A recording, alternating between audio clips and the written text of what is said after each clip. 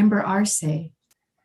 Present, and I am in Antioch, and I am appointed by Board Member Coffey. Member Best. Yes, Linda Best, Alamo, appointed by Director Beverly Lane.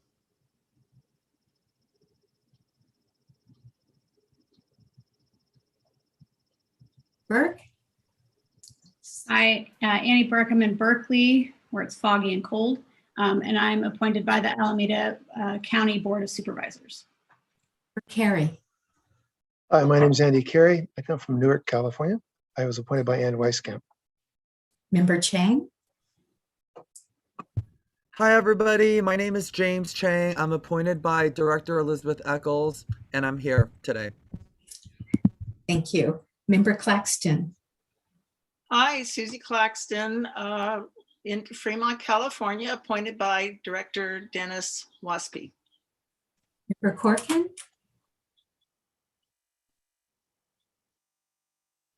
Corkin, I don't see her on the call. I don't see her on the call. Member DeChambeau. Hi, everybody. It's Linda DeChambeau. I'm in Moraga, and I was appointed by Director Di Rosario. Member Dieter. Hi, I'm Irene Dieter, and I was appointed by Director Corbett. Thank you. Member Gregory.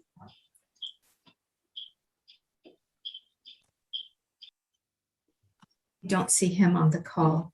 Don't see him. Yeah. Member Ho. Hi, I'm Adela Ho. I'm in West Contra Costa County and appointed by Elizabeth Eccles. Thank you. Member Lacey is absent. Member Mahadevan. I am Deb Mahadevan, live in Castro Valley, and was appointed by Director Dennis Waspy. Member Mason. Hi, this is Rochelle Nason. I am in Albany, and I'm appointed by the Alameda County Council of Mayors. Member Robinson is absent today. Member San Juan. Here.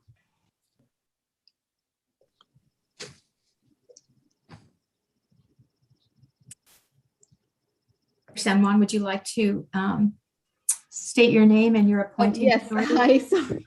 I'm multitasking here. Hey everyone, it's Olivia San Wong here. I can even start my video real quick. I'm here in Pleasanton, and I was appointed by Director Wieskamp. So good to see everyone. Thank you. Thank you. Member Skardoff. Yes, I'm Igor Skardoff. I'm representing the Contra Costa well, not the Resource Conservation, the Special Districts Association, and I'm in Martinez. Thank you. Member Sitsui. Hi, I'm Neil Tsutsui. I'm appointed by the Contra Costa Board of Supervisors, and I'm here in El Cerrito. Thank you. And Member Williams. Hi, this is Member Williams from Castro Valley and appointed by the Alameda County Special Districts Association. Thank you. And Chair Rickard. Yes, Rick Rickard from Oakland, appointed by Di Rosario. Thank you. And we have other staff members present. Oh, I'm so sorry. Yes, let's see. Present today, I think AGM O'Connor is here. I believe AGM Chioburo, Chief of Police, is present. Juliana Shermer is here. Lance Breed. Let's see, Sean Dugan will be presenting today. Yolanda Burial Knight, Clerk of the Board. Matthew James, and also Sydney Erickson from Prime Gov. Have I missed any of the staff? I think Alan Love is here. Oh, okay. Thank you. Welcome. And of course, Eric. Oh my gosh, and my boss, Eric Muir. Thank you.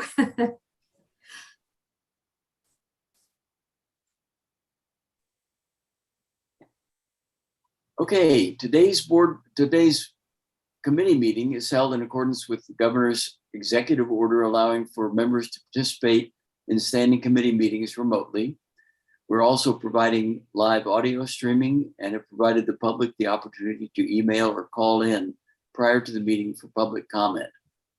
This information can be found on the agenda on the district website, ebparks.org. Do any committee members have any questions about the procedures? I guess we're all pretty well trained at this point. Let's begin the agenda. Madam Secretary, would you, for the minutes, do we have a motion to approve the minutes of the June 28th meeting? So moved. Neil Tsutsui. I second that. Roland Williams. Moved by Neil Tsutsui, seconded by Roland Williams. Any discussion? The only thing I want to say is I think Sharon does you do the minutes, Sharon. I thought you did a very good job of capturing some pretty complex stuff last time. So congratulations.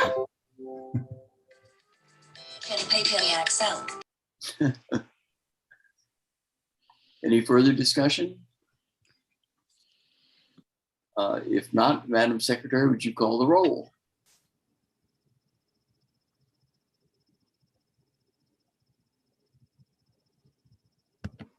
You're on mute, Sharon. You're muted, Sharon. I'm sorry, Member Arce. Abstain? Member Best? Yes. Member Burke? Abstain. Carey? Aye. Member Chang? Yes. Member Claxton? Yes. Member DeChambeau? Yes. Member Dieter? Yes. Member Ho? Yes. Member Mahadevan? Aye. Member Nason? Aye. Member San Juan? Yes. Member Skardoff? Aye. Member Tsutsui? Abstain. Member Williams? Aye. And Chair Rickard. Yes. Thank you. Thank you. Well, we have the pleasure of hearing from the Ward 7 board member today, a graduate of the PAC, and always a welcome guest. So Colin, the floor is yours. So I always try to think of what's gaining my interest when I come and talk with you folks. And the most exciting thing recently is we restarted board field trips Friday, and several of you were on the field trip with us. That just makes my day, being able to do that. I don't know about you folks, but I spent 13 years on the PAC for the field trips.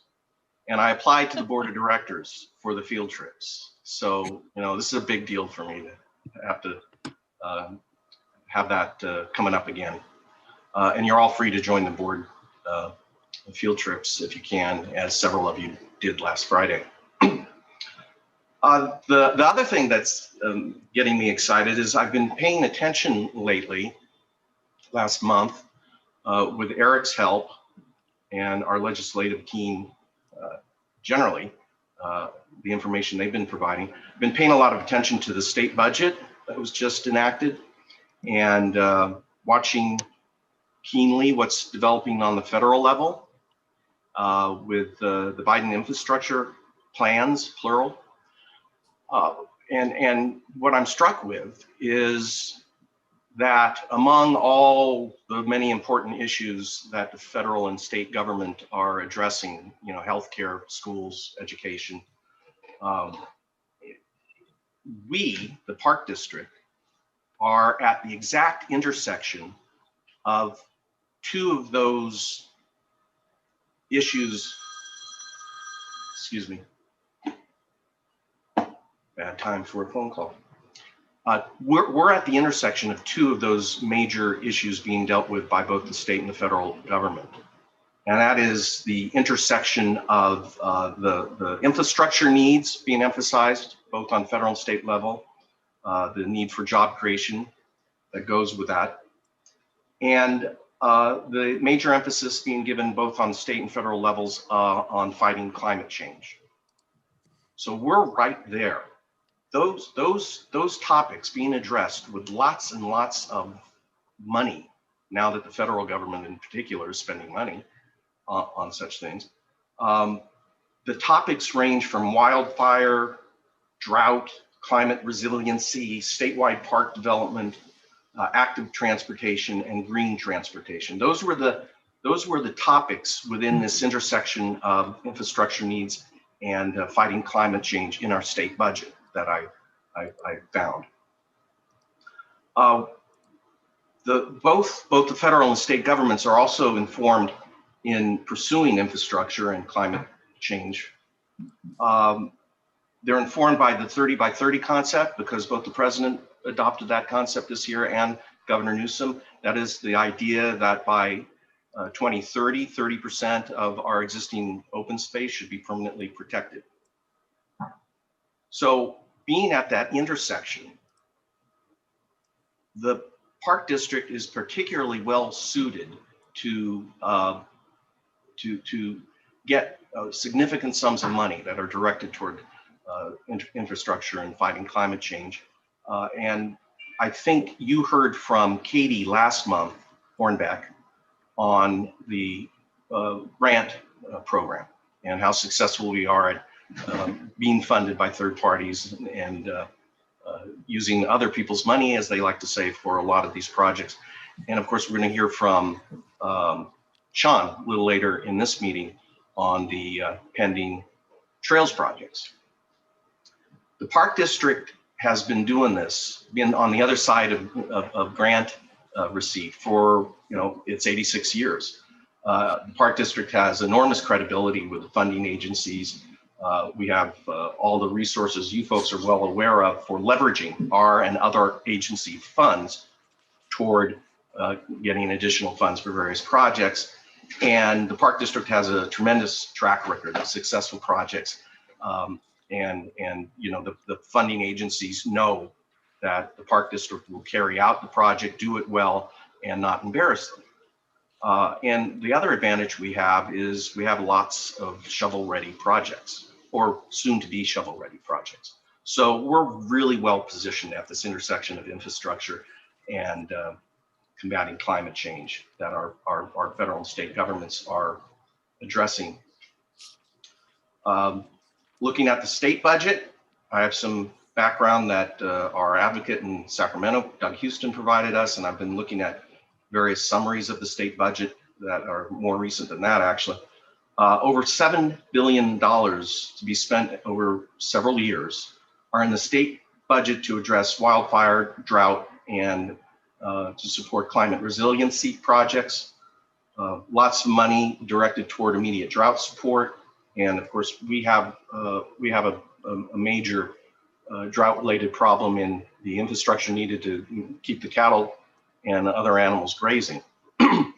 There's lots of money there for restoration of natural areas and ecosystems, to fund support for multi-benefit ecosystems, watershed protection, restoration projects. There's significant sums, 1.5 billion set aside for wildfire and forest resiliency to be spent over 3 years. The Senate version of that allocation has 10 million going to the Bay Area program, 10 million to the State Coastal Conservancy, lots of funding for fire prevention programs and funding for regional forest and fire capacity programs, all of which will be helping us address the tree mortality problem. As you know, much to Eric and his team's credit, we were allocated $13.5 million directly. So not in any program that we're going to have to apply for, like all the other funding I'm talking about today, but a direct allocation to the Park District, 13.5 million to address tree mortality. So that's going to do us a lot of help. State budget on climate resiliency has around $3.7 billion to be spent over 3 years. And again, the allocations of that money hasn't been settled on. It's a tremendous amount of money though. The Senate version of the allocation had 100 million coming to the Bay Area program, 100 million to the SF Bay Restoration Authority, 400 plus million to the Coastal Conservancy, 500 million wildlife to the Wildlife Conservation Board, and 395 million for urban greening and community hardening. all funding sources that we are well set up to apply for. There's money set aside to rejuvenate our state parks and general park development. There are funds being set aside for the beautification of existing parks, creating recreation opportunities for underserved communities across the state. And there are local park grants for all of these goals. There's 53 million set aside for protecting California's endangered species. And as you all know, the Park District has numerous endangered species, habitat preservation, and creation projects underway. There's a lot of money for contaminated site cleanups put aside, around 500 million, and the Park District has or will have contaminated sites that need to be addressed. The state's own infrastructure, transportation infrastructure budget is it's huge. And among state transportation infrastructure that's being targeted are support for what we do, clean transportation. In other words, create more opportunities to get out of cars. 500 million, speaking of which, for active transportation to advance projects that increase safety and the use of modes of transportation for walking and biking.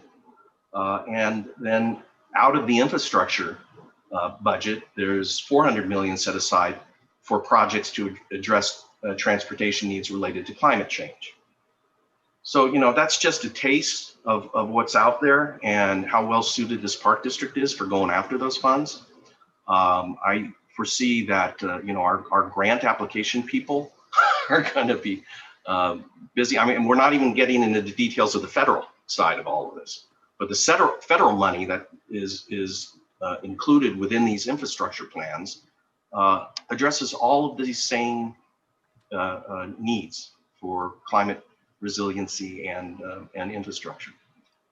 So I'm excited. It could be an age where all these trail projects, for instance, that Sean's going to talk about, maybe we would be seeing those being completed over a long period of time because of the funding has to be gradually attracted to these projects. There may be an awful lot of funding for an awful lot of these projects. And we could see major trails that we're just thinking about today completed much sooner than the decade or so that we would have looked at this being done. So that's got me excited.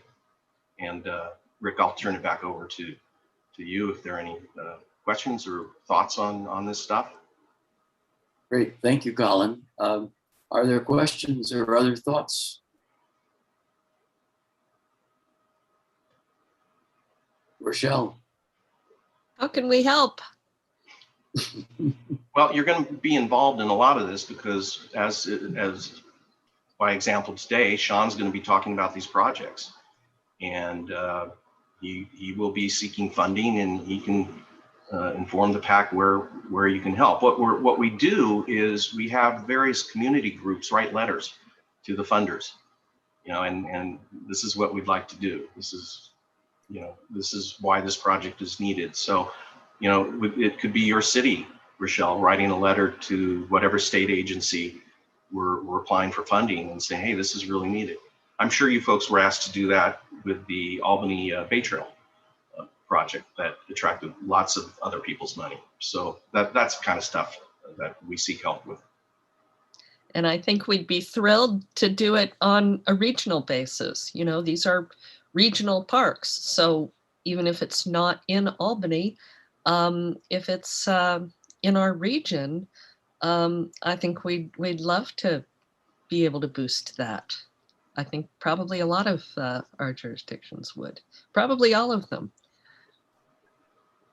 Thank you. Roland. Thank you, Colin. That was a great presentation. Do you have any idea of the time horizons for these grants? Like, are they trying to get this money out quickly, or do you see this having a longer tail? It depends on what's being addressed. Some of them are multi-year funding they're set aside in the state budget to be spent over 3 to 5 years, most of them. So that's the time frame I'm seeing for these major dollars. Some of them are one time. You know, the problem with all this capital funding being available, what the state is making available and what the federal government is making available is we have lots of opportunities to build things then with this capital. The problem is every time we do capital projects, it increases our operational costs, increases labor costs. Some of these programs are kind of set in a time frame. For instance, the money that will be available for fire mitigation, fire abatement, fuels abatement. Those monies are going to come designed to fund our programs for a given number of years. So they'll include labor costs, but maybe only for a few years. So the operational side of all of this is a limitation on us. Great, thank you. Igor?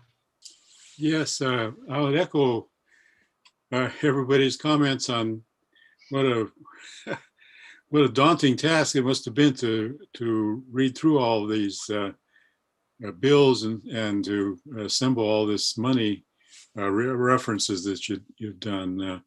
I guess it strikes me that this presents a challenge in its own right, in that there's so much money, it's all going to be like drinking from a fire hose. Is there any expectation that there are going to be organizational changes to the district, or we're going to be able to somehow add capacity to be able to apply for the money, receive it, and actually implement a lot of the things that the money is intended for? Yeah, yeah, and I'm actually not the one that reads all the bills. That's Eric and Lisa. They actually do read all the bills and really get into it. I read the summaries. The board, I believe, if not at our last meeting, within the last several meetings, we've allocated money. I think it was allocating our fund balance. We allocated some significant money toward outside help for grant applications. So there are consulting firms out there that will assist us to prepare grant applications. And so we are already raising the budget for such services, yes. Okay, thank you. Deb, you have a question? Yes, thank you. Colin, you mentioned some numbers and we've talked about it, others comments, questions, but I'm always a little concerned when I read some of these numbers. The governor's budget, if you recall, going back 5-6 months, started about 200 and something billion with $25 billion deficit, which suddenly became a $20 billion surplus. And when I compared those numbers, as the finance and accounting guy, and I have to make sure that somebody adds 2 and 2 is coming up with 4 and not 6 or 8. I found out that for the last 4 or 5 years, ending in 2019 or 2020, the budget's been hovering around 150 billion for the state of California. So I'm saying, where did this extra 75 billion come from? And so I just have difficulty with that. So in this context, I'm saying, how many of these multi-year funding monies are actually in the budget and are going to get funded, or are we going to get told in year 3, by the way, you're not getting the last 23.2 million of this. You got to find your own money. That's always my concern when dealing with the government, because the government does get elected in and out, and new government decides that they're not going to have the money to do it. And that may well happen. So that's sort of my question in a sense. Yeah, it's a good attitude to have and adopt. My impression, just from following what's going on in Sacramento, is that this is real money, and it's money being allocated after setting aside many billions as reserve. So, this is above and beyond establishing substantial reserves. It's money apparently in hand, and it's the unexpected surplus is apparently entirely a function of the Biden administration's stimulus that was shared with the states. And secondly, just capital gains taxes went through the roof for the state. So, give credit to California's often maligned, but nonetheless progressive means of taxing wealth. It resulted in just tremendous sums of money this year as many of these companies made a fortune during the pandemic. Thank you. Annie, you have a question. Yeah, I want to build on that. Dev, I'm with you 100%. And Eric, please chime in if anything I'm about to say is wrong. But my understanding of the 3.7 billion that's been allocated in the budget for climate resilience, only 440 million for the whole state is going to be available in the first year. So 440 out of 3.7 billion. So there's some work to do, and organizations like mine, Together Bay Area, we're working alongside Eric and Lisa and our partners here at the district to see how much of the money can be allocated and encumbered now, so that there isn't in a year that like, oh, well, never mind, kind of thing happens. So some of it I think is allocated and encumbered now, but a lot of it isn't. And that's one of the things that we're really concerned about. And Eric, if there's anything I missed, chime in. No, I think that was very accurate. And one other item that I would just add to it is when there's a direct appropriation, like the 13.5 million that Colin referenced specifically to the district, that needs to be spent within a year to 18 months. So that is protected for the most part, as long as we spend it. But it's this longer term investment on climate that Annie refers to that was spread out. And so we will continue to be dogged on making sure that we get those allocations. Yeah, and to get into the weeds a bit with it, Annie, is with that 3.7 billion, the park district's very much interested in getting the Coastal Conservancy the bulk of money that the Senate wanted to give it. So my understanding is that is still being argued over between the Assembly representatives and the administration. But we're very hopeful that the Coastal Conservancy gets a nice chunk of money out of that, and specifically the Bay Area allocation of that money. So Eric and our advocates are working hard on that. Great, thank you, Colin. Okay, Colin, thank you very much. Very informative. Oh, Linda, you have a question. I was just kind of inspired by the last comment about, I think with a lot of money and having a sort of shovel-ready plan in place. And back in March and April, I started to try to have a conversation about what it would take. We have a really nice website on what we're doing on climate change, but we don't actually really have a climate action plan for the East Bay Regional Park District, nor have we declared a climate emergency resolution like a lot of local governments and our counties have done. So I just couldn't help but put in my 2 cents to agree it would be important to maybe have a plan in place and shovel-ready options of where to spend those money as the pipeline comes up and as they become available. And love to pursue that earlier comment I had made about having a climate action plan and passing a climate emergency resolution for our agency.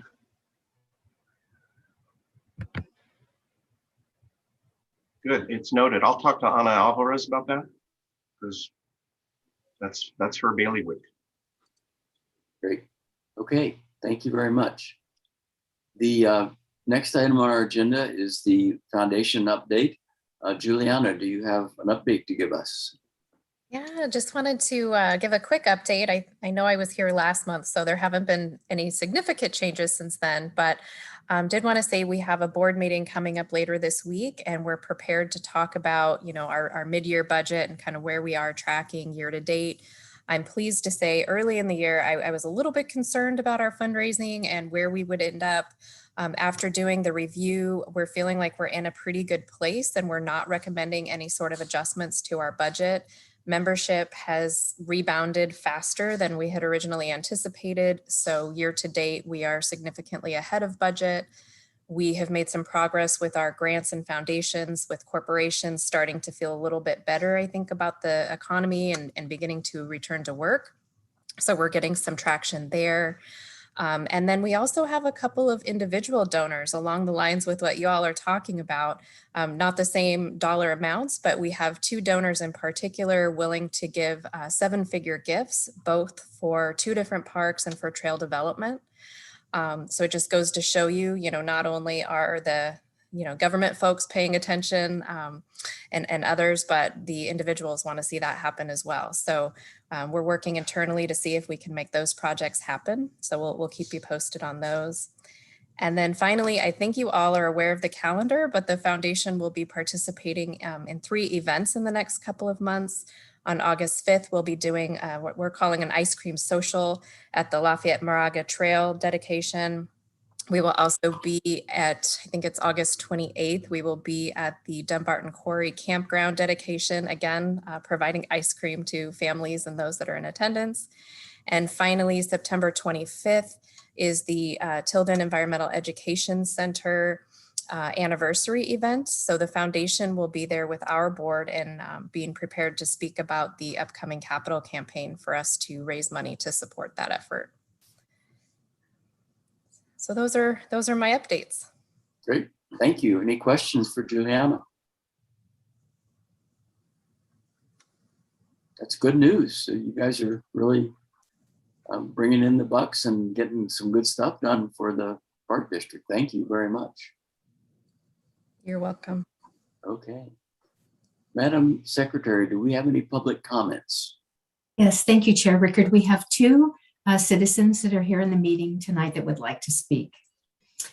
And let's see here. Our first is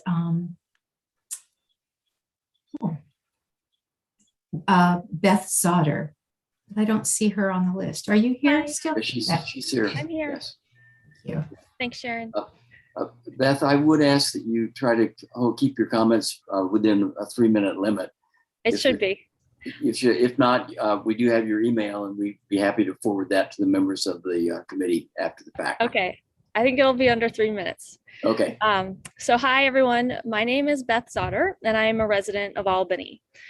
I first want to say how much I appreciate the recent renovation to the East Shore Park at Albany Beach. When I saw the finished project last year, my jaw dropped. It is a shining example of a well-executed public project. I'm speaking today to request that the current leash law at Albany Beach be enforced. The beach is now considered by responsible dog owners to be an official off-leash dog run. Owners routinely walk their dogs through the parking lot on a leash and then release them when they arrive on the beach. The last time I was there, every single dog was off leash and there were about 20 of them on the small beach. I'd like to read a review of Albany Beach on Yelp, which really sums up the situation. This review was posted on August 16th of 2020 by Tyler R. in Berkeley. The beginning of the review. This is just getting out of hand. This is a dog beach for dogs, all caps, exclamation mark. We've been coming here with our dogs for the 7 years we've lived in Berkeley. It used to be a small neglected corner of Berkeley where we could take our dogs to swim and socialize. Perfect time for the ice cream truck to be coming by. It's great that the city came in, cleaned it up, built a new bike path, walking path, restrooms, and parking lot. However, ever since the improvements were completed, this beach has been mobbed with sunbathers and picnicking families. My last 3 visits there have been over 150 people crowded on the small beach with their picnic blankets and towels covering 60% of the beach. This means that the dogs are now having to dodge sunbathers and kids building sandcastles, which, PSA, the sand at this beach is saturated with dog piss and feces. This is not the place to let your 2-year-old kids dig in the sand and put it in their mouths. My main gripe, however, is that I've witnessed many of these sunbathers and parents throw fits because of other dogs running around them, pissing or pooping near their picnic or kicking sand on them as they were sunbathing. I even heard a couple that were sunbathing ask, why are there so many dogs here? It's a dog park for dogs, all caps exclamation mark. This is not a park for you to bring your little ones to freely play in the sand. This is not a park for you to lay out a picnic. This is not a park to lay on the beach to soak up the sun. If you do, then don't complain that someone's dog is disturbing you at a dog park. This is a dog park. Go to Ocean Beach or Marin if that's what you're looking for. So, end of review. I'd like to speak as a parent. I've tried to take my son to the beach when he was little and recently tried to take him for a picnic. Both experiences were interrupted by negative and unwelcome interactions with dogs off leash. The first time he was chased and knocked on the ground by a large dog trying to be playful. The second time, a dog defecated in front of our picnic blanket. Both times we promptly left. The beach is really a special, almost magical place for many people. Without enforcement, the current situation denies public access to many members of the public, such as the dog phobic, disabled people with service animals and mobility disabilities, families with small children, and dog owners who want to avoid off-leash dogs. Please make people know their dogs need to be on a leash. And please maybe send a park officer once a week to enforce the law. Thank you for letting me speak. Thank you, Beth. Sharon, I see Kelly has his hand up. Is he the other speaker? Yes, he is. Kelly. Okay. Thank you. Well, first of all, since mentioned Yelp, I thought I just looked up Mission Peak on Yelp, 1,700 reviews, the most in Fremont, the highest rated park in Fremont, 4.6 stars or 4.5 stars, whatever. It's very good on Yelp. However, I would mention the porta potties, temporary porta potties have been there for 6 years. So we know when those stimulus funds come, temporary porta potties need to stop being temporary. Then I thought, well, maybe I should talk about broader issues.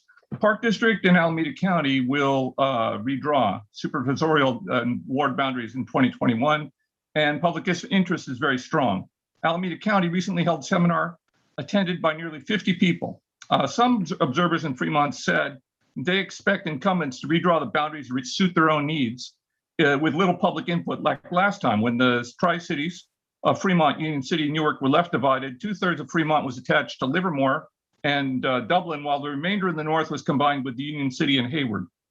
Historically, county townships respected natural boundaries. The boundaries had names, not district numbers. Their names, those names corresponded to communities that share common interests. The modern Tri-Valley is now composed of Livermore, Dublin, San Ramon, Danville, and Pleasanton. It is a well-recognized region. Redistricting happens only once every 10 years, and its purpose is often misunderstood. Many say it's done to adjust for population changes, but this year those changes are quite minor.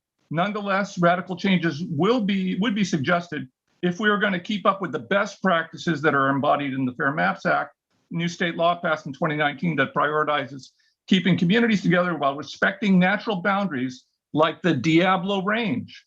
The law mandates extensive public input in the redistricting process. Complacency in the current ward boundaries is wholly undesirable. After the passage of 10 years, we are now at a critical juncture. The population of the Tri-Valley has grown to 360,000, nearly enough to combine into one ward. An optimal ward is about 400,000, by the way. Tri-Cities have also reached 360,000 people. The Tri-Cities and Tri-Valley should get together and reconsider how these ward boundaries divide us. And we should all come together here in the Tri-Valley, Tri-Cities, Eastern Contra Costa, Western Contra Costa, Eden District, Eden Township. We should all come together to fix them. Thank you. Thank you, Kelly. Is that it, Madam Secretary, for public comments? Yes, it is. Thank you. Thank you. We'll go on now to our presentations. Our first presenter is the Trails Program Manager, Sean Dugan. Sean, take it away. Thank you, Chair Rickard. I am happy to see all your faces. I'm happy to be here. I have, again, I'm Sean Dugan. I'm the Trail Program Manager at the Park District. It's been a long time since I've actually presented to this group. And the first time I'm presenting in Zoom. So I'm going to do my best to share with you a handful of projects that I think really dovetail into what Director Coffey was mentioning about funding opportunities. Also, projects that are really sort of hot right now, I'll say, so think that I have a good update for. But I will say I have 22 projects in total that I have prepared a story map for, which is a navigable map that I can go in and out of. So if you had a chance to look at the list of projects and the map that was provided as a part of the packet, I'm happy to take questions and go to the projects that you are interested in. So for now, I will try to share my screen, and it is going to work. Look at that. Okay, I'm assuming everyone can see that. Okay. So that's us. That's the trail. Well, we used to be called the Trails Development Department. This last year, we were moved into the Planning Department. I used to report directly to the Assistant General Manager of the Acquisition, Stewardship, and Development Department. Now I report to the Planning Chief, and we are now the Trails Program Unit within the Planning Department. But that's me on the left there, and that's Suzanne Wilson in the middle, and she's our Senior Planner in the department, and that's Sean Connolly on the right there. He's our Trails Coordinator. We manage roughly $30 million on a rotating basis in capital funds from year to year. And there's about 12 projects that we are in the lead for as a park district. There are a lot of projects in this presentation that we've negotiated as development concessions, and other jurisdictions are maybe constructing for us, and we simply get to put our sign on it when it's done, which is always, that's our favorite project. But it's about 12 projects, approximately 28 miles being added, and roughly 100 million in trail gap closure projects in total. I'll start with showing, well, here's the map of a sort of distribution of the projects that we're working on. It's very, very distributed. We have a few that have been completed, a few in construction, but a lot of them are in design or preliminary design, and that's sort of the way it goes. Sometimes we'll have a lot in design and planning, but and then they're all ready at once, right? So we have to build them all at once. But so this has been we did complete a project this year, which I will well, first of all, I'll share a project that was completed by others. And I apologize, I'm waiting for the data on the right here. There should be lines and labels for the trails, and the GIS server went down literally 10 minutes ago. So, and that's just my luck. But on the left here, so this is in Walnut Creek. It's John Muir Hospital is here in the aerial as I zoom in here. And our trail, the Briones to Mount Diablo Trail, traveled through the parking lot on the north side here, but they just reconstructed it to the southern part of that, as you can see in this graphic, and they're adding a building. So the old trail it kind of conflicted with the parking situation. We considered it a temporary trail, and this new trail alignment is a 10-foot paved trail with 2-foot shoulders, completely separated from vehicles. And it's a great improvement. But additionally, there's this little property right over here. It's an old orchard, and our trail easement traveled up Corby Court here, and that was also considered somewhat of a temporary situation because there was no delineation between traffic and the trail. We had an easement from John Muir Hospital there. Well, they decided to develop this, and as a part of doing so, they were conditioned to create an additional segment of the Briones to Mount Diablo Trail, but a paved section away from Corby Court. You can see on the top, that was the old easement there. And so what we'll do is we will not need this easement anymore, and we'll close off this trail on the north, And this section just opened up within the last couple of months and is owned and operated by John Muir Hospital. But we have a public access easement that will remain in perpetuity over this. So it's one of those projects where we put our sign on it and it looks good and it makes us look good. So I'll just show you real quick. Here's the before. This was the Corby Court Trail. Cars would usually drive in this dirt area and kind of park there if they needed to and block the trail.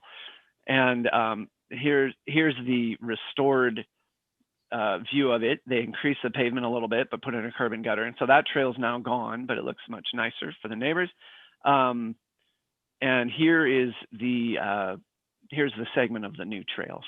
There you see it. There's our sign. So all that cost us was my time to review the design plan. So so that one is complete. The other one that I'll say is really just wrapping up. We saw it on Friday at the board tour. Is the Lone Tree Point segment of the San Francisco Bay Trail. This is a 2,600 foot paved, so just a little over half mile, or a little under a half mile of paved San Francisco Bay Trail with a bridge in blue here, the 200-foot bridge, and some striping improvements and entryway improvements to the Lone Tree Point side over here. This is about a 10-acre parcel on the top. And this is about a 9-acre parcel on the bottom. It was slated for condominium developments, I'm told. It was purchased under threat, was acquired under threat of condemnation, and the Park District settled with the landowner back in 1990. So this project is creating about a 5-mile continuous trail segment of the Bay Trail from Rodeo to Wilson Point, where it dead ends. But I'll go into another significant gap in a minute that I know Director Coffey is extremely excited about, which will, when we complete, will create a 30-mile continuous San Francisco Bay Trail from Rodeo to Oakland and Treasure Island, which is exciting. As I mentioned, they're just wrapping up this project now. The west side of it was open to the public back in May. We installed a restroom in the staging area. Sorry, I should probably show you. This is a staging area here too that we purchased from the Southern Pacific Transportation Company back in 1988. And that's our staging area here. We installed a restroom in this staging area, some picnic table improvements, and an ADA parking space. This is an older graphic. The parking space is actually over by the gate, but this is kind of gives you the idea. We also planted 39 oak trees, and that was a condition of the urban greening grant that we received for about 2.1 million. And I joke, but there were 40 oak trees, but unfortunately, one didn't make it. But the acorns were sourced from local trees and are really set up to survive in this environment. So hopefully in 15 years, we'll see some great shade in this staging area that was really, I'll say it was underwhelming is what I'll say. This project, since I have my notes here, this was funded by voter approved Measure AA and WW, of course. The California Coastal Conservancy Bay Trail Grant, we receive typically for San Francisco Bay Trail projects from ABAG or MTC. We received Transportation Fund for Clean Air funding, the Urban Greening Cap and Trade funding I mentioned earlier in 2.1 million. And of course, the Contra Costa County Transportation Authority pitched in funding for this project as well. I hope that we can have the staging area open by next month. But we're still waiting for the restroom to be energized by PG&E, and they are extremely backlogged. So I'll keep you posted. The total project cost for this project was about 3.9 million for construction. Total project cost, however, for construction is 3.9 million. Total project cost, planning, design, environmental, it puts it up to about 4.7. So I usually like to support that because we used to say that it costs about $1 million a mile to build bay trail segments or paved trail segments. And as you can see, this is a half a mile. So that's at least doubled. And that's just the world we're living in now. So that's capital funding from the state is a welcome prospect. Let's see, let me stop this. Let me see if I can show you. I did want to mention, so as you can see on the left here, so here's the new bridge as a 200-foot segment. It's about let's see, 50, 100. It's 200,000 pounds of steel and concrete. Here's the new CXT restroom being placed on a pad in the staging area. Whoops, the data's still not showing up over there. But I did want to show you this. This bridge was brought in 4 pieces, spliced together on either side of this wetland, and then hovered in with 350-ton cranes. And then there you can see just in the middle here, there's 2 workers hanging in a man basket, tightening the bolts in the center so that they can lower that thing in. It took about a day. I was out there on site watching it. It was quite awesome. There really hasn't been a project that I've worked on in the last few years that hasn't had a bridge. And then here's a nice picture of the looking north. There's that one tree, that one lone eucalyptus tree that gave it its name. Another project, so this is different. I did give this presentation at the board workshop. It's very similar, but I'm jumping into some other projects because there are some updates that that may be relevant to you all. This is a small segment of the San Francisco Bay Trail as well in Martinez. It's proposed from the Nedgedly staging area here off Carquinez Scenic Drive, a paved trail down to a bridge that was completed in 2007, I believe, and it's sitting there with nowhere to go. And then within an easement that is promised to us from the Union Pacific Railroad as a part of our 2016 MOU with the railroad.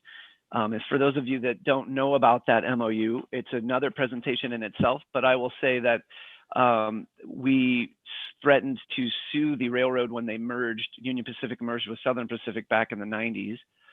And in the last minute, because the merger was threatened, they offered us many, many crossings and longitudinal easements and overcrossings to settle. And in 2016, we restated and amended that agreement. This project, as well as another I will show you soon, is an effort to capitalize on that agreement. This is a 1,900-foot longitudinal easement within the Union Pacific Railroad right-of-way for a trail, which is typically not approved. Here's the bridge to nowhere, and that's ready to have a trail connect to it. The Park District is amending the CEQA document that was completed in 2003, just to compensate for the amount of time that's passed since then. There's some wetland ditches along the railroad that have grown in size. Here's a longitudinal view of it where the bridge is right up here where I'm hovering my cursor, and it will swing down and then travel along on this gravel section all the way to Barrelessa Street. One of the key components to this project, excuse me, is improvements to this at-grade crossing here. The trail will come in from the left. It will need to cross the street and then meet the Bay Trail, which is on the right of the street, where you see this orange arrow here. A lot of already existing problems with this crossing, queuing, signal deficiencies, etc. Plus, we're adding a leg to the intersection of this crossing, so it could be upwards of $1 million to add to this project to get this done. But the Union Pacific will not. Sorry, I'm looking at my notes. Union Pacific will not let us put this trail in unless they approve the design, and they will not approve the design unless we make these safety improvements. So we're kind of on the hook here. But the key news I want to mention is that we did apply for active transportation funding for this project in cycle 5, which is the last cycle. We scored, I believe, an 89, and typically 90 and above is funded. So we were very close. Sorry, this was not at the state level. We scored very low. They score this at the state level, and then they score at the local MTC regional level. And we scored an 89 on the regional level. So as that surplus money, the 500 million that's trickling through the active transportation program is hopefully going to find its way to this project and provide what I think is probably about 75% or 80% of what the funding that we need to construct this. Otherwise, we do not have other construction funding identified at this time. But we think that this project does have a good chance of receiving that funding. The design, like I said, is about 95% design, and it's been that way for 17 years.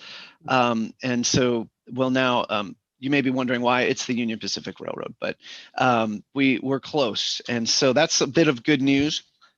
Let's see. I will quickly talk about number 12 here. At Point Malade, we're planning a bay trail here. There's 2 segments.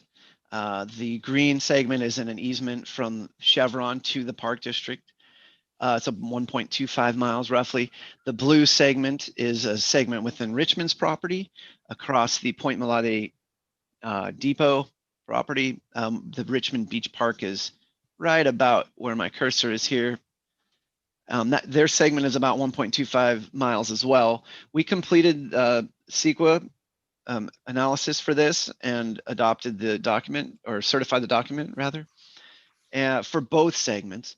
And we agreed to design both segments, but we've been very clear with Richmond that we would be willing to build both together and capture economies of scale if they were successful in providing the funding. Well, I'm happy to say that both the Park District and Richmond have been successful in acquiring that grant funding, and we believe that this project is fully funded at this point. And we are entering into a cooperative funding agreement with Richmond for reimbursement of actual costs for the construction of this project. Altogether, it's 2.5 miles. We think it's about $7.5 million to construct. We received grant money. Sorry, let me find it. I'm sorry, 7.4 million. We were awarded 1 million in funding from ABAG MTC. The Bay Trail is a priority conservation area, many of you probably know. So we received $1 million from that. So did Richmond.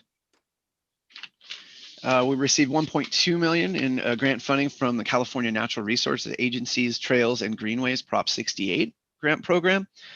And we received 900,000 from California State Parks State Recreational Trail Program. And like I said, Richmond received grant funding from many of these same sources.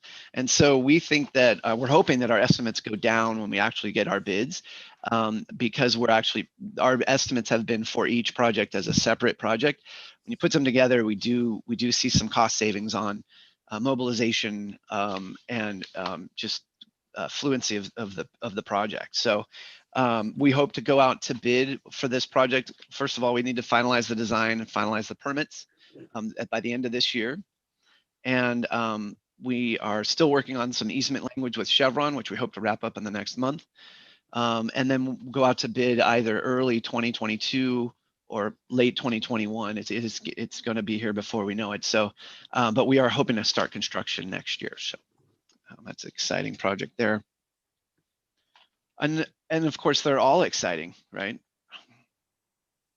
This is a view from the bluff overlooking where the trail will go. This is the road that is the old Beltway. Sorry, I'm blanking on the name. It's an old railroad corridor. It's the Richmond Beltway corridor. Sorry. So many projects. This is a picture I took, and I always like to share it because this is the beach park over here, and it shows the beauty of Point Malade. And here is a rough sketch without the striping, the stripe down the middle, but this is the beach park where the trail will come through. And here's kind of the whoops, I think I wanted to show you a different one, but we see our budget. You see Richmond's budget, and it's about 8.5 there for the total project. So we think we're good. So another project that is extremely impactful is the Point Pinole to Wilson Point project. It's a San Francisco Bay Trail project as well. We're spending a lot of time in West Contra Costa County along San Pablo shoreline. We have for many years. So here on the right is Wilson Point, and on the left is Point Pinole. The dotted yellow gap is a 0.9 mile gap. After the Hercules Intermodal Transit Center up north is completed, it will actually become a Class 1 separated bike and pedestrian trail. Right now, you have to get on the street at Bayfront Bayfront Street in Hercules, but you can still get through there. But this gap, this 0.9 mile gap, is one I mentioned earlier, where once we close this will be a 30-mile continuous segment of the Bay Trail, which we are anticipating to be very popular both locally and for visitors from out of the area. And there's lots of great places to stop along the way. This one connects to an extremely active employment center here at Pinole Point Business Park. These communities here are considered communities of concern or underserved communities. And right now you have to go on San Pablo Avenue and go all the way to Atlas Road to get through this gap. And that is also considered somewhat of a safety issue. So this project, we just hired a firm to review the study that was completed in 2005. For this, we would like them to identify the actual trail alignment, pick an alignment that there are wetlands here. There's a rail, of course, there's the railroad. Sorry, my clicker is not working right now. Of course, I have technical difficulties. So you can see over here, I've circled in yellow there's actually a freshwater and a saltwater tidal wetland. So, so the good news. But yeah, we have to build this project between the railroad tracks and these wetlands, and there will be impacts. So we're asking our firm to complete CEQA for this, identify mitigation for this.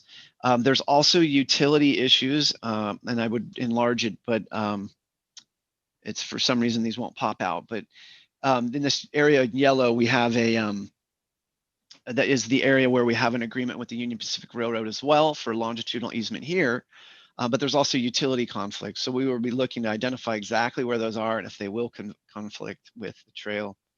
And hopefully we get good news on that, but that will drastically increase the cost of the project. We hope to have CEQA, public process, engagement with the community here, and preliminary design, really low level design of the alignment by 2022 summer.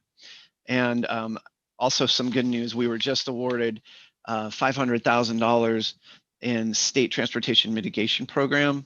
I'm sorry, I think it is the state, it's STMP funding. It's the State Transportation Mitigation Program. And it's funding that is collected from projects as mitigation and then redistributed by West Contra Costa County Transportation Advisory Committee. So that $500,000, we are fully funded for this phase, but that $500,000 will go towards design, which is nice to know that we have that chunk of funding so that we can dovetail right into the next phase after this in 2022. So I'm sure you all have some questions. So I think I can get that's kind of the hot projects as I mentioned. And I can bring this story map back up and I'm happy to navigate all around, but I can't see you very well with it shared. So I'll do my best, but at this point, I will take any questions. We can go to any project and hopefully I have good news for you. Thank you, Sean. Actually, Roland had posted a note in chat saying he noticed most of the trail projects are in Contra Costa County, 16 of 22. Maybe you want to respond to that. Yeah, it's I should mention these are not all of the projects that we're working on. These are the projects that I chose to provide an update on to the board this year. So I think it just really turns out that way. But that is an accurate statement at this point. But we really do try to distribute them geographically. We do have so the projects that are in Alameda County are there's the Ridge Trail at the from Garin to Vargas. There is we purchased the Chenard Winery recently, and the Park District is eager to connect Pleasanton Ridge to Tyler Ranch to Garin using that small quarter-mile trail segment, and opening up some land bank property. Let's see, what's 17? This is the winery. It's a small but mighty trail segment between Pleasanton and Garin in orange here. We have the Tassajara Creek Trail, which is partially in Alameda County, and partially in Contra Costa. And that one is a successful negotiation with the railroad here. I'm sorry, the railroad is not involved in this. This is the Army. This is the Camp Parks Reserve Training Center here. This development here has actually been completed. This is an old aerial, but they completed a section of the Tassajara Creek Trail. And our staging area is down here on the left. We have successfully negotiated with them to adjust the easement that was provided. It's a part of an exchange agreement years ago. We're preserving their area so they can run their exercises, but getting more space away from the creek to safely build a paved trail here. And this will provide a connection from folks in San Ramon and Dublin to essentially the BART station many miles away. I thought I had a better map there. So the southern portion is here where we're adjusting in blue and red, we're adjusting our easements. And the northern piece, which is actually in Contra Costa as well, will follow this dotted black line where they're providing additional land through an easement on an existing road, and we'll just recreate their base boundary here. So we should have those easement documents by the end of this year, but I am waiting on our land department to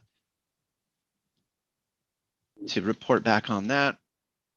And there is one that I will say in Alameda is extremely important. It's the Oakland waterfront, and it's a San Francisco Bay Trail through the tidal canal between Alameda and Oakland. There's a 0.2 mile gap that goes through this heavy industrial area here. This is Hanson Aggregate, owned by Home Dock, and this is Gallagher Burke. They have gravel and blacktop supplies. I believe it's owned by DeSilva Gates. Right now, we're working on acquiring an easement across the Hanson Aggregate piece here.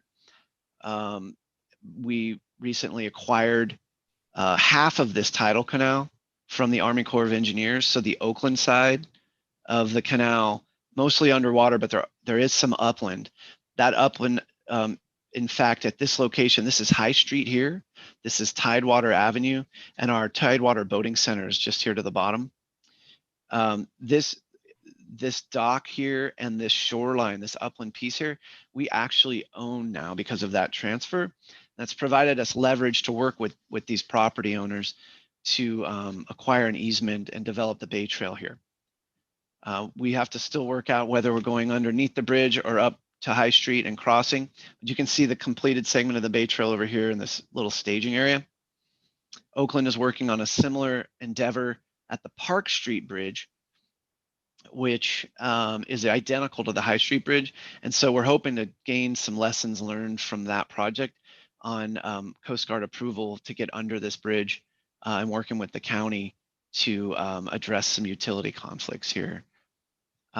Here is an example of an easement that we may see. This is, again, these projects, the easy ones are completed. So this is an industrial area with a conveyor belt where a barge unloads sand, and they dredge from the bay. This is one of the only water accessible places in the bay that this operation can happen. And so it's a tremendous balance between industry and shoreline access to this entire underserved community that doesn't really even, may not even know in some cases that this access is here, that this shoreline, they don't get to access it. So here we are traveling underneath or over a conveyor belt and putting up security fencing and things, but this is what's left, right? So, but this is a very difficult project, and it will likely result in some impacts to the shoreline here. And so we'll need to mitigate for those. Here's the conveyor belt. Here's the barge here on the left, unloading off of the conveyor belt into a hopper, which will then, we think this will be replaced eventually, but this is a conveyor belt. And so the trail, and this swivels. So the trail needs to go under this and still allow that operation to occur. Here's a different vantage point of the area that the trail is proposed through, at least the easement. This is a part of a grant application that we just submitted for federal transportation funding from the Federal Highway Administration, and it was called RAISE. It's a RAISE grant, and this was included in that, and it scored fairly high because it gets folks off the road and to the shoreline. Here's some examples of how we may be able to go under High Street Bridge. This is actually Park Street Bridge, and the Coast Guard has approved Oakland to do this. So it just comes down to design and funding for them at this point. Like I said, High Street Bridge is identical, so we're hoping that this can work for that project, but we're told there are utility conflicts underwater. So anyway, this is Director Rosario's ward, and he's very interested in this project. And those are a few in Alameda, but there are, what is 8 here? I won't go through them all, but I'm happy to answer any direct questions about specific projects on that list. But no, we have some other questions for you too. So let's go on to that. I will add, since I work closely with Director Rosario on that, although the Park and High Street bridges are allegedly identical, there are more serious utility issues at the High Street Bridge, and the county is, let us say, not enthusiastic about that. So it's going to be a long battle, but we'll see what happens. Igor, you have a question. I do. Well, first I have a comment. I want to congratulate Sean on the perseverance and persistence and the ability to juggle. This is quite an amazing array of things, and you've only told us about some of them. And in particular, I was gratified to learn about the soon-to-be completed piece in Martinez, where it connects the Martinez shoreline up eventually to Snake Road and to the George Miller Trail. Mm-hmm. I was at the dedication of the Nedgedly staging area with Ted Radke and George Miller way back in the Pleistocene age, I think it was. And I remember right then we said, okay, well, all we need to do now is get down here and go along the railroad track and we'll be connected to the Martinez Marina. And that was many, many years ago. And to see that it's about to happen, it warms my heart. I'm glad to see finally it's going to take place. I did have a question for you. You showed a piece of trail that's going to be really good to have to connect the Point Pinot area with the trail going further north on the shoreline there along the railroad track. Mm-hmm. And I remember hearing from railroad people, they were considering moving that whole thing inland because of sea level rise. And I was wondering if sea level rise is a factor at all in your thinking in constructing this segment of trail. You're referring to this segment, right, Igor? Yes, I am. Yeah. That is part of the scope for our engineers in this current phase is to ensure that our design is resilient to projected sea level rise estimates. There is some creek restoration happening near the former site over here of the Seaview School at Garrity Creek. But I have not heard of any plans for the railroad to move inland, let alone raise their tracks in many cases. To be quite honest, when I speak with railroad personnel quite regularly, it's as if they don't really want to talk about sea level rise. Like it may not be happening. So that would be one of the conditions of our MOU is that if they change their tracks, they widen them, they move them, whatnot. I'm not sure how that plays out, frankly, in the entire Martinez subdivision here. But one of the risks of this project I will disclose is that if they widen or expand or add tracks, we have to vacate. And so the sooner we build this, the sooner we get it on the ground and start getting some investment life out of it, the better off the Park District and the public will be, so we can use this for hopefully a good lifetime, long past probably mine and yours, but certainly mine.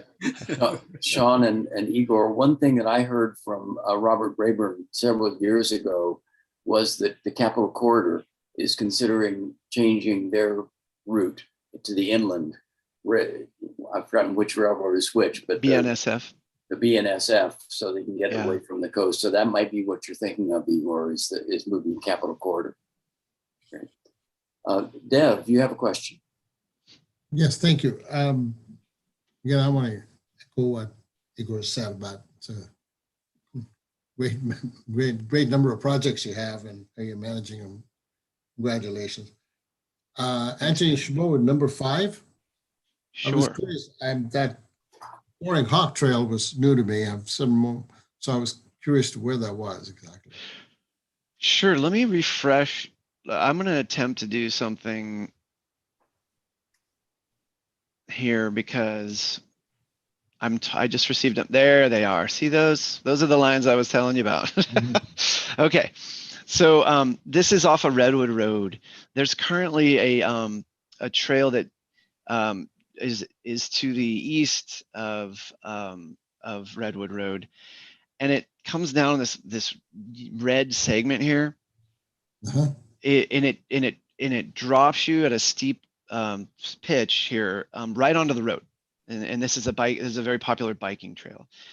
So it's again, we do big projects, and then we do some of these smaller in-park projects, and we wanted to improve the safety here. So this is Bort Meadow staging across the street.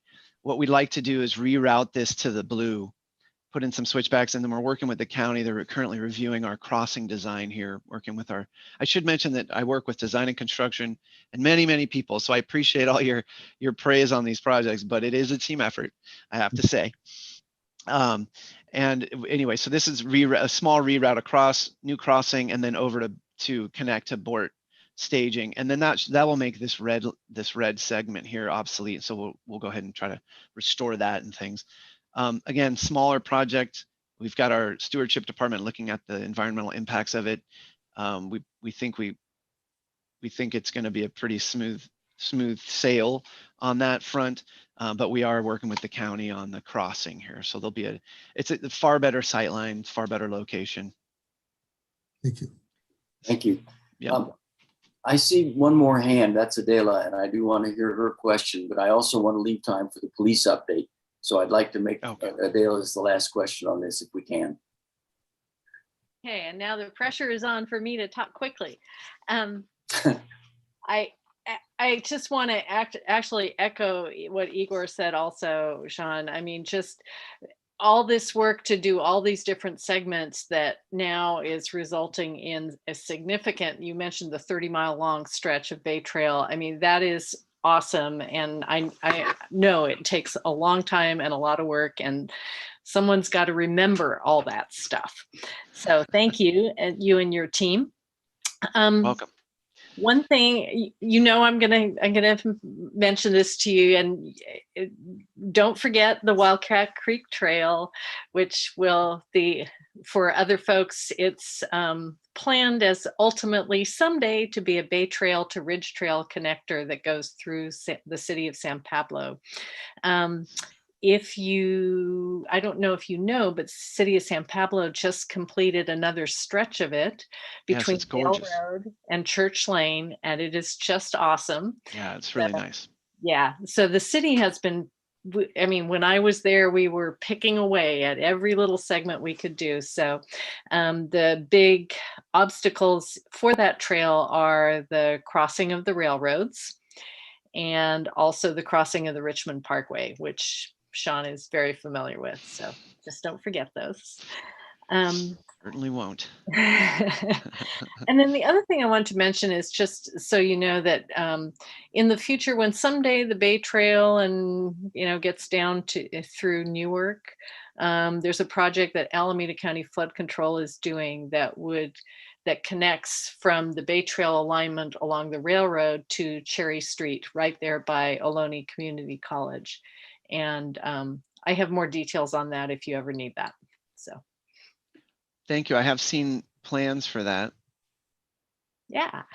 Yes. And I will say that the Wildcat Creek Trail is one of, we have bridge abutment in the MOU with the Union Pacific Railroad, the Wildcat Creek, proposed Wildcat Creek Trail crossing of their railroad is part of that MOU as well. So that's on the list. And so that definitely bumps these projects up a little bit, because the longer we wait to work with the railroad, the personnel that we worked with in 2016 will retire, leave, whatever. And so we really are under the gun to kind of move those projects forward sooner than others. Yeah. Okay. Well, thank you. Thanks for all your efforts. Yeah, You as well. Yes. Very, very informative report. Lots of information. We'll no doubt have you back at some point to update us. Yes, and I will be back in front of you on some various items. Like in September, I'll be back, and me and Brian Holt will be presenting on the e-bike, e-scooter, mountain bike topic.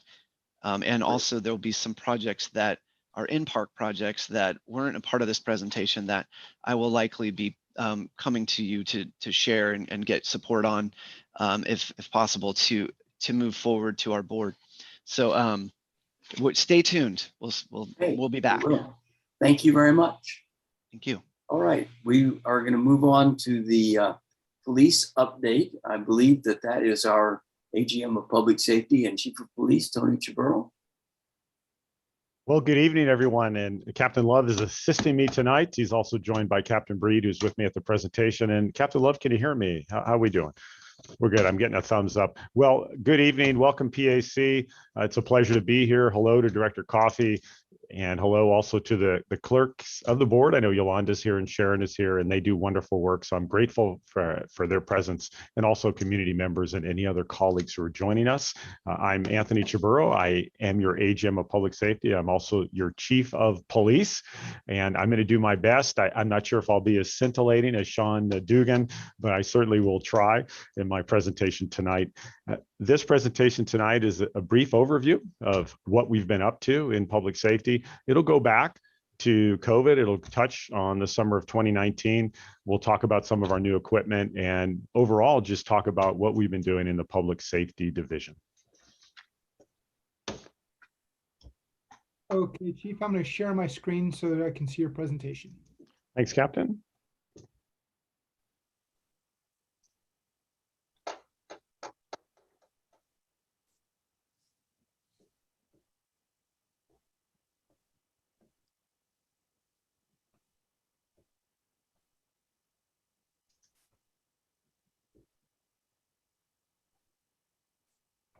I am going to start off talking about my staff. I am very grateful for the staff that I have.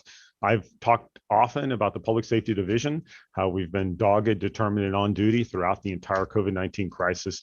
And it's really the command staff that has just been working extremely well to provide that leadership to everyone in the Public Safety Division. And I'm very grateful for them.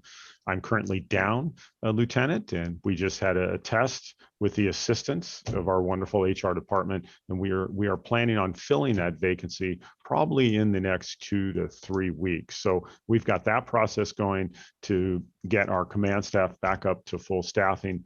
And again, we have Captain Love, who's assisting me tonight in the support services side of the house. And of course, Captain Breed is joining us as well. He's from he's from our operations division. Chief, can you see my screen? I can see your screen, Captain, and I'm talking about all you wonderful people on the command staff. So I'm sure they'd like to see your faces. We go to the next slide. Thank you.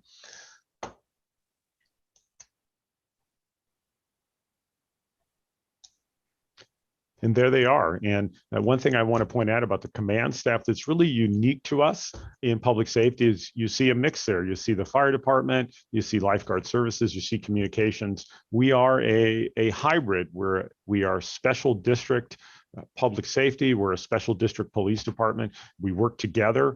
I was listening to the call the other day. Something was going on out Del Val, and lifeguards had someone that needed medical aid, and we were en route to them. And of course, sometimes our fire department, depending on the staffing level, is there as well. So it really is a group effort to provide services to the park district and our patrons. If you take a look at our staffing, and I'm talking about the police department in itself, we're a large department. Most police departments in the United States are below 50, maybe below 25. So 75 is robust. And of course, we're joined by a group of professional staff, and certainly our communications personnel are very important. And then of course, the Volunteer Trail Safety Patrol, and they were out there, a VTSP was out there for the John Sutter Memorial on Saturday. And if you had a chance to attend that, those were the individuals that were directing all of us in, including me. I always have a fun time rolling up and talking to them, telling us where to park and ensuring that everything was orderly there. Values. It's hard to have a conversation with the public safety division, especially if I'm talking or my command staff is, without talking about our values. And these are very important to us. If we were to talk about the foundation of where we're headed on our journey from good to great, we do espouse that philosophy. The foundation is our value. Safety are our values. Safety is absolutely number one.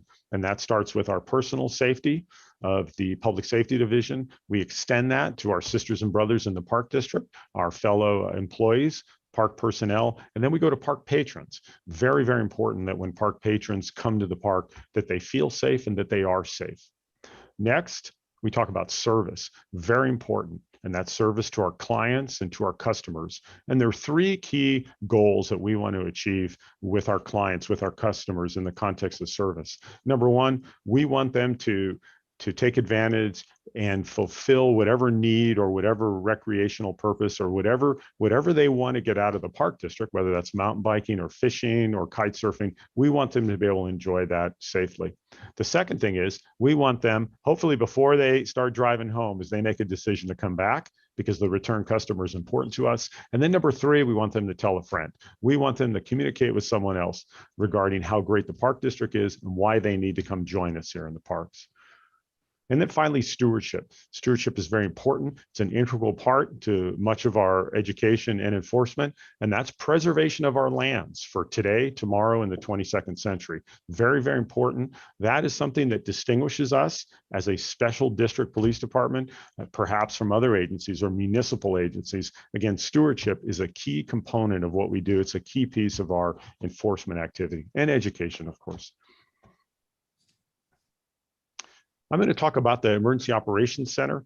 The Public Safety Division, we are the center of the Emergency Operations Center. I act as the manager of the EOC, and there are public safety personnel positioned at key points throughout the Emergency Operations Center. We went through COVID using the Teams platform. We not once did we meet in person. I think one thing, though, I will mention about the EOC is there are other major players and key individuals from other divisions who take part in this. Keeping in mind that why do we have an EOC? Well, if the emergency or the incident gets to such a point that it touches everything in the park district, that's a reason for it. The EOC is also efficient, And when you think about, for example, ordering things, if we're trying to order thousands of these, thousands of masks, it's better that we have one ordering point, that we consolidate that. And that's a reason why we'll use the EOC. Or if we need to order fencing to secure a park and do it rapidly, we'll go through the EOC. And then finally, it ensures for proper documentation. So we can keep records on what we've done. That's not only for historical purposes or to understand what we did, but it's very important, especially if we're talking cost recovery.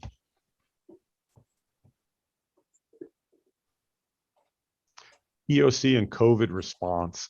It's a little hard to imagine what it was like when COVID first hit us. We were very concerned. We knew two things. We knew that COVID was dangerous. And the second thing we knew is we had to keep coming to work. We had to remain on duty. And one of the first thing we did is we bifurcated our patrol force. So we put them on 12-hour shifts, 7 days in a row, 7 days off. Now, we weren't able to sustain that longer than 6 weeks, but nonetheless, it gave us that jump start. It gave us that security, both not only in a physical sense or in a biological sense, but also mentally, we felt that we were safe. So that was very important for us. The other thing we did is we locked down our building. And what we talked about, especially our communication center, was putting a moat around our communication center. We were determined not to have our communication center go down due to a COVID exposure or transfer of COVID. And as a matter of fact, I just reviewed the evaluation which Captain Love wrote for the manager of the communication center, and we did not have one exposure. We did not have one transfer of COVID-19 in our communication center. And that's really because of the good work of the communication center, the excellent work of Manager Patty Gershanik, and then all the work that they all did in there. The other thing regarding our COVID response is there were some interesting things that happened because we had to make do. And two of the things that I always talk about are our Lifeguard Services Division and how they made up for the lack of the ability to clean things. And if you remember, Clorox wipes, you couldn't buy them.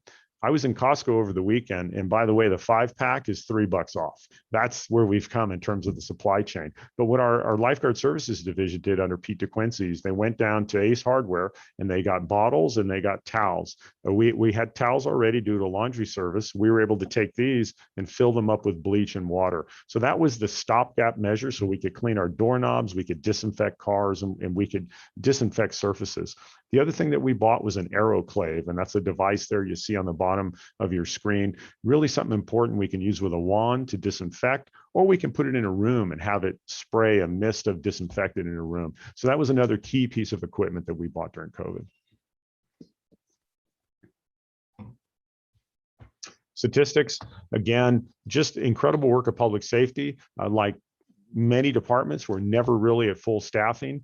And you've heard Eric Fueler talk about it many times, how our patron load went up 30%. So we had 30% more people in the park. We were dealing with pandemic conditions. We, of course, were dealing with the absolute tragedy and the murder of George Floyd and all the things that were going on in our country. Nonetheless, we stuck to our values and we remained a professional police department. We remained a police department that's precise and proficient. We acknowledge that we've got this much to do and this much terrain, and about that, our resources are equivalent to that to take care of that. Nonetheless, you can see all the good work that the officers did. Many of those things that you see are related to safety, they're related to stewardship, or perhaps the service experience of one of our clients. If it's a parking ticket, it could be someone blocking a fire road. If it's a citation, it could be someone whose dog is interfering with a migratory bird pattern.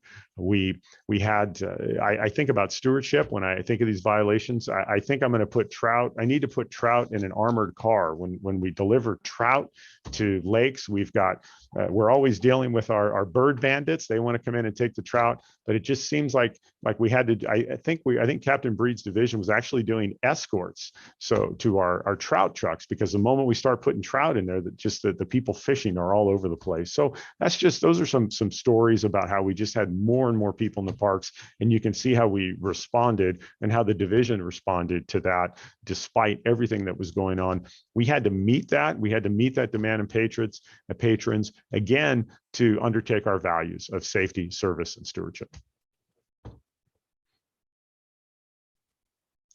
Some of the new equipment we purchased, and I can go from left to right here. We do enjoy the electric mountain bikes, and that looks like Sergeant Holly Sontag on an electric mountain bike. You see the Ford F-150 pickup truck. We did that to ensure access. That has much greater ground clearance than the previous vehicles we had. So that affords us to get to places without switching vehicles perhaps to something with more ground clearance. And I'll give you an example, the owl enclosure at Albany Beach, we can now drive completely around that, where before we couldn't, depending on road conditions, because we didn't have proper ground clearance. We've got Officer Jay Doki in the middle there. He's with Zephyr. Zephyr is 16 years old, and Zephyr, I think, is 15 and a half hands. And I can tell you, I never thought I would know as much as I do about horses. We all do. We often talk horses. So Zephyr is our latest addition to the mounted unit. You see one of our ATVs there. That looks like Officer John Bottom on that ATV. And then I'll turn your attention to the motorcycle. That's a Honda Africa, and that's a large motorcycle. It has the capability to go off-road. So again, we can access areas in the park that a street motorcycle couldn't. That is robust enough to go from Fremont to Antioch or Richmond to Livermore. At the same time, we're careful when we take that off-road. It's 1100 cc's, so it's not the best for a very, very small trail. We have smaller motorcycles for that. And when I talk to the officers who ride the Honda Africa, it's not uncommon to have people come up and want to take a picture of the motorcycle or of them with the officer. It's a very popular motorcycle in the motorcycle world. And then finally, bottom right, we've got, to my screen, I'm looking at it. That's Eagle 8. That's our latest helicopter with the new paint scheme. We did work on that with our public affairs to make sure that we had the leaf strategically positioned and we had the proper branding. It's a team effort at the district, and branding is certainly important. We should see Eagle 8 pretty soon, sometime in August.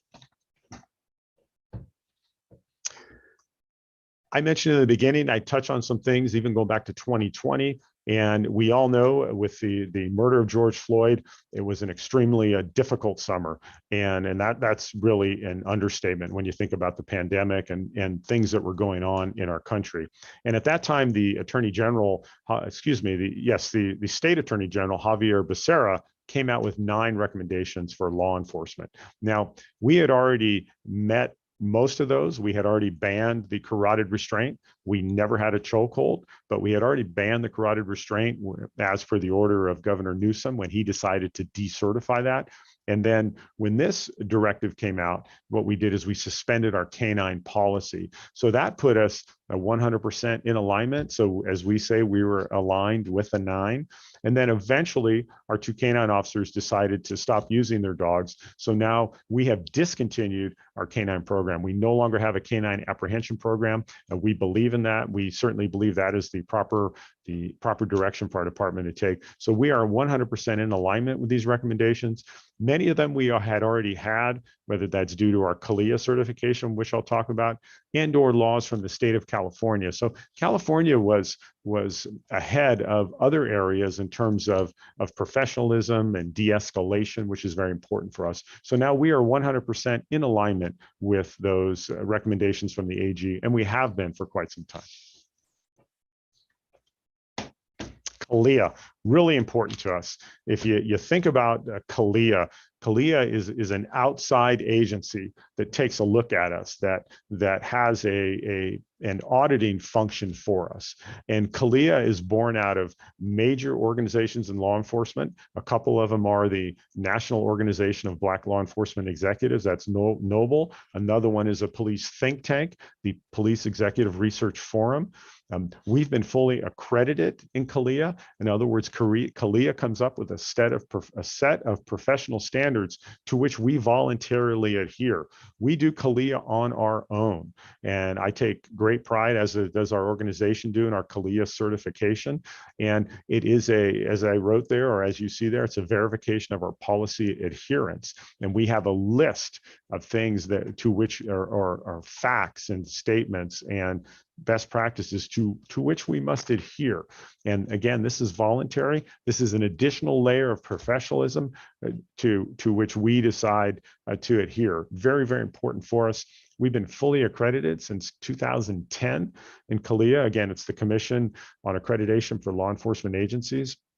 And we were the first agency in the country to undergo a virtual assessment. We were all set to have the chief come here from Texas. She was going to interview us. She has an outside meeting where people can call in. We can listen, but we don't influence that. And she also interviews people throughout the district. She couldn't come this year, so we did it via Zoom or Teams. So we were the first one to undergo virtual assessment.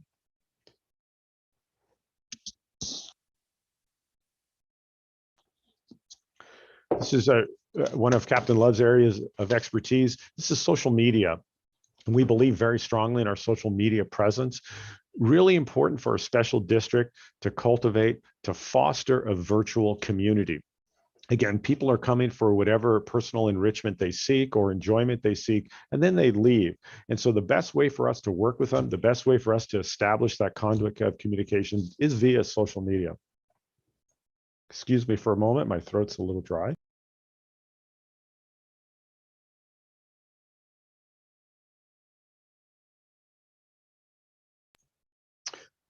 You'll see the various platforms which we use on there. It's really, I enjoy the social media. It's fun. Some of those pictures of the horses right there, that's Officer Barry Lindsay. He's with Jay Doki. I think Officer Barry Lindsay looks like he is on Guinness there. And then we have Jay, who's on Domino. And they're working LiDAR on the Iron Horse Trail. And that's because of all the traffic there and the speed. So again, it's just a different way. Horses provide a different way for us to communicate with people. And of course, we like to highlight that on our, whether it's Facebook or Instagram or the other, or Twitter or Nixle. One final thing about social media is we want that audience in case of an emergency. If we need to evacuate people, if we want to notify our patrons that a park is closed due to an emergency, we can amplify our voice. We can amplify that exponentially if we have built up that audience and they are listening and paying attention to our social media. So there's one part of that is the communication. The other part of that is build that audience, because in the case of an emergency, we can flip switches and we can send out very, very important messages in the context of safety. Well, thank you. That's all I have for you tonight. Thank you very much. Thank you, Chief. That was very informative. You're welcome. Appreciate that. I'm sure we have some questions. There's one question in the chat from Susie, which is whether canines are still available for search and rescue. So a very good question. Thank you. So we can call search and rescue canines. They are used all over the county, and most search and rescue elements have them. So yes, we can pick up the phone. Our dispatch center can find canines if we need them for search and rescue. One note on search and rescue is we do have part of our volunteer trail safety patrol, which does search and rescue. At the same time, that's a large group of people that come from the county, and they're impressive, and they do bring dogs with them. They do bring search dogs. They also work with CARDA, and I'm not sure if I'm going to get this right, California Association of Rescued Dog Animals. I'm not 100% on that, but that is CARDA, and you will see CARDA come out as well. Great, thank you. Roland, do you have a question? I do have a question. Firstly, I always have to give a shout out to Lance. How you doing, buddy? We used to see each other 4 o'clock in the morning before COVID, but anyway, I had a question just about the jogger that went missing at Pleasanton Ridge, and I just was curious about the coordination with other law enforcement, just how that worked out for the agency, and just what did it look like? Well, there's much coordination that goes on with that. It could start with an initial call that Pleasanton will call our communication center and say, we're looking for someone's missing. And then the first response on that is, of course, we'll talk to them. We'll determine adjacent areas, possibilities of searching, and we'll start that. As the incident grows, then it calls in almost like the emergency operations center that I talked about. Once it goes beyond what we would call a hasty search, and we're very good at finding people who are missing in the parks. When I first started working there, I hear these calls driving home of people getting lost in Garin, for example, and I thought, how are we going to find them? Well, we are very good at finding people, or I should say the command staff and the officers and communications people. But once that incident started growing, then Alameda County Sheriff's Office comes in. They take over, they bring in the search and rescue element, and then they're the lead. And actually, when I went to a briefing on the Monday after the search, I believe it was someone from Marin County Search and Rescue who was running that. They're the pros. Now we will assign a liaison there.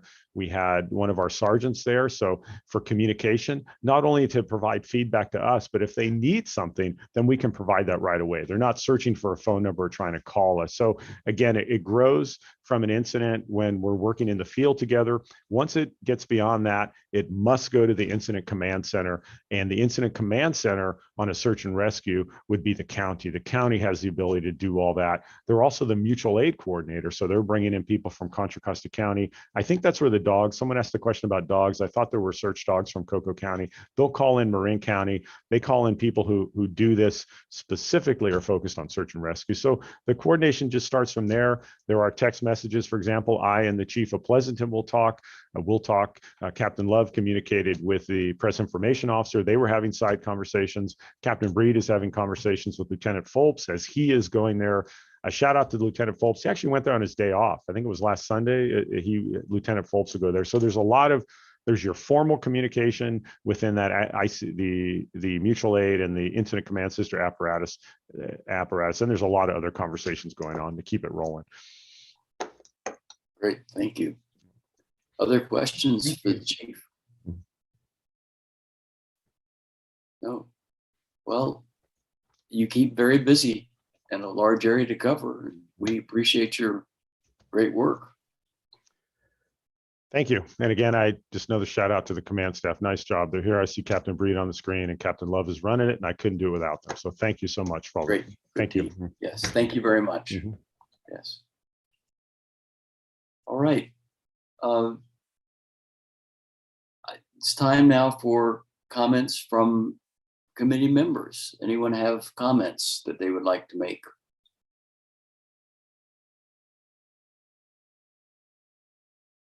Susie, you're mute.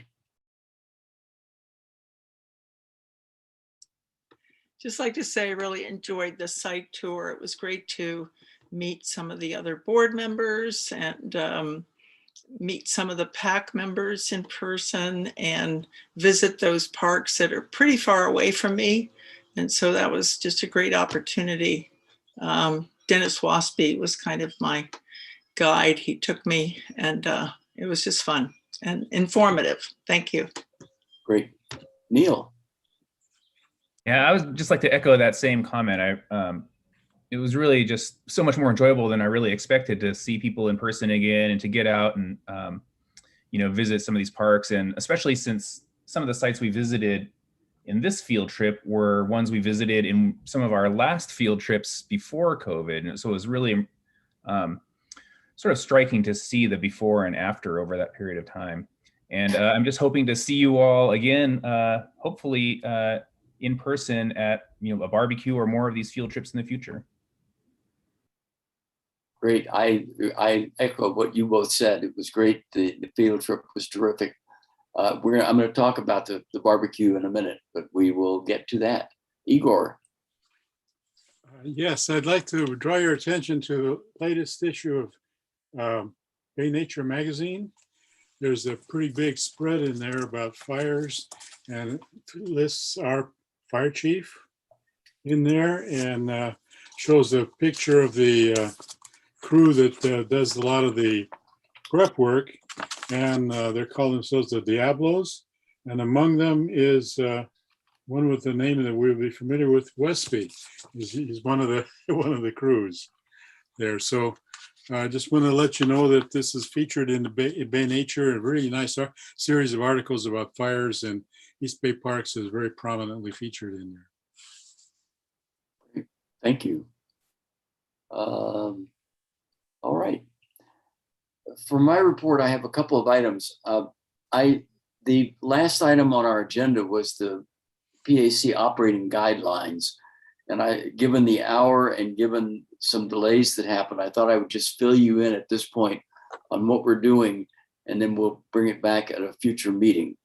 The operating guidelines executive committee met over a period of months and came up with revisions to the mission statement and operating guidelines for the Park Advisory Committee. Last week, when Sharon and I went to put together a document showing the changes that were proposed, we found that the document that was posted on the website was not the most recent, that some changes had actually been made in 2019. As far as I can tell, those changes are not significant, but I was uncomfortable bringing it as a proposal to the PAC without having a chance to go over with the executive committee to make sure that our changes apply to the most recent version of the operating guidelines. And so I chose to not add it, not go through it on tonight's agenda. Let me just tell you the kinds of things that we have in mind that we're trying to put into the wording that we'll bring back at a future meeting. We added a paragraph encouraging board members to consider diversity and equity factors in nominating future PAC members, but recognizing that turnover is fairly slow on this committee. It would take a long time to get much result from that. And so the suggestion was made and we agreed to it to add 2 additional PAC members who would be appointed by the existing Multicultural Advisory Committee to add some members to the PAC from that group. And then in addition to those changes, we are revising or updating the way that members retain their appointment despite boundary and residence changes, recognizing that there's redistricting, easy for me to say, coming. And there are other minor changes, and a lot of it was just wordsmithing and clarification of items.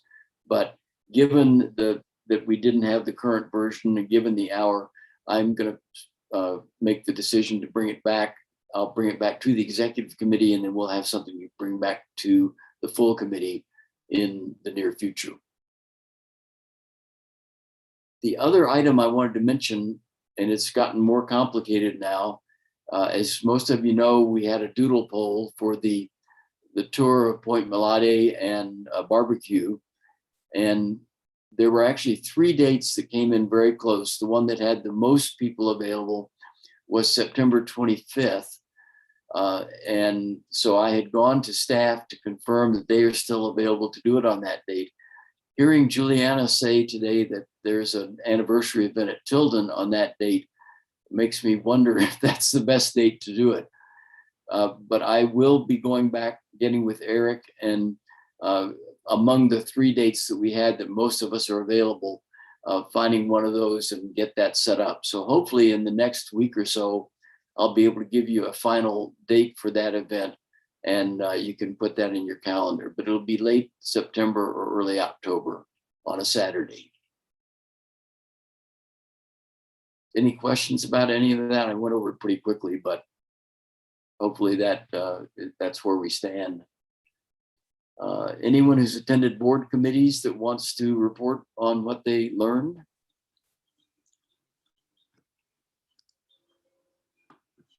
Susie. Oh, I just wanted to ask, when Juliana talked about that, I was looking at the foundation website, and where are those dates listed? Do you think they're on the foundation website, those activities? I don't know where they're listed, but I will ask Sharon to confirm those 3 dates and get the information out to us. I suspect some of them are still in the works. So they were August 5th, August 28th, and September 25th were the dates, but I don't know what information is available. Eric, do you know anything about? Is that for field trips? No, it was for if I can read my own writing here. Foundation. The August 5th is the, shoot, I can't read my note. It's a dedication of a trail, I believe. I'm not sure. I think there was one in Lafayette. Yeah, the Lafayette Moraga Trail is on August 5th. The quarry dedication is August 28th, and then the Tilden anniversary is September 25th. but we'll get more information out to you on that as it becomes available. And just to that point, Rick, Sharon's always very good about sending out the invite to PAC members, so I'm sure you will receive it. Yeah. Okay, thanks. Yep. Any other questions, issues, concerns? No? Okay. Then let us, boy, it is 6 o'clock on the dot. We will adjourn right on time. Nice to see everybody, maybe in person someday. Good night, Lance, Alan, Chief.